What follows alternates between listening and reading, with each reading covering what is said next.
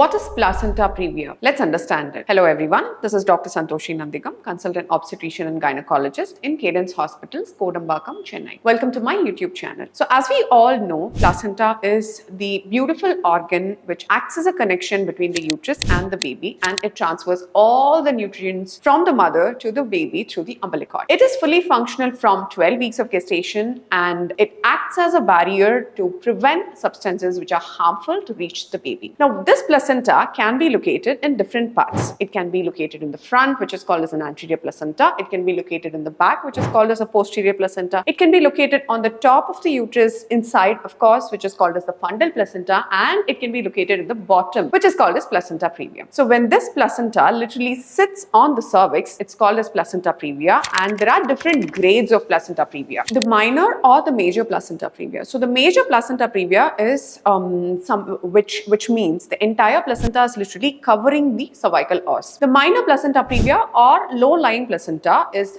based on the criteria that the placenta is located quite close to the cervical os but not exactly sitting on top of the cervical os. So when someone's diagnosed with placenta previa, the first thing the gynecologist looks for is the gestational age, because most placentas start from the lower uterine segment, or most placentas start from the bottom, and as the uterus grows, they migrate upwards. So it is common to find a placenta previa at 20 weeks of gestation, let's say in about 6 to 7 out of 10 pregnant women. So as the uterus grows, as you progress in your pregnancy, when you reach your third trimester, especially when you're 32 or 34 weeks, the location of placenta might be completely different. The placenta would have migrated above. So whatever placenta previa that you have noticed at 20 weeks of gestation, it may not be there at 32 weeks. So if someone's diagnosed with placenta previa at 20 weeks of gestation, there are certain precautions that we tell them to do. Number one, no strenuous physical activity, including aerobic exercise. Number two, any identification of bleeding or spotting, you have to walk into the hospital almost immediately. Number three, avoid intercourse, because intercourse sometimes leads to bleeding or spotting and can actually harm the baby. And these are the precautions which you should be taking. And if we notice placenta previa at 32 to 34 weeks of gestation, that is the placenta literally sitting on top of the cervix, we always weigh the benefits and risks of keeping the baby inside or delivering as early as possible. Now, why are we doctors quite paranoid about delivering the baby way early when compared to the due date? Is that placenta previa, when someone has a placenta previa, the mother can have bouts of painless vaginal bleeding. So every subsequent bout is severe when compared to the previous, and if we don't intervene on time, there is a small possibility of losing the baby because of the excessive bleeding. So this is all about placenta previa, and let me know if you have any questions in the comments. Thank you very much.